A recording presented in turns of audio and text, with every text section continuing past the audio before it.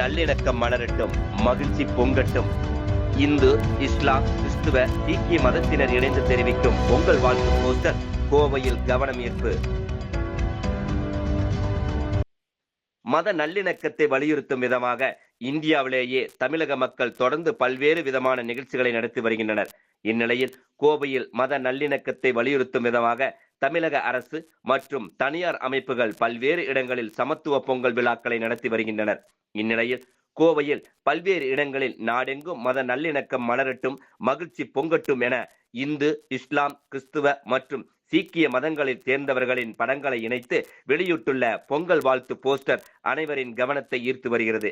குறிப்பாக தமிழக அரசின் சிறுபான்மைத்துறை ஆணைய தலைவர் ஜோ அருண் மற்றும் ஆணைய உறுப்பினர் முகமது ரஃபி மற்றும் பேரூர் ஆதீனம் தவ திரு சாந்தலிங்க மருதாச்சல அடிகளார் ஆகியோரின் படங்களில் இதில் இடம்பெற்றுள்ளது குறிப்பிடத்தக்கது.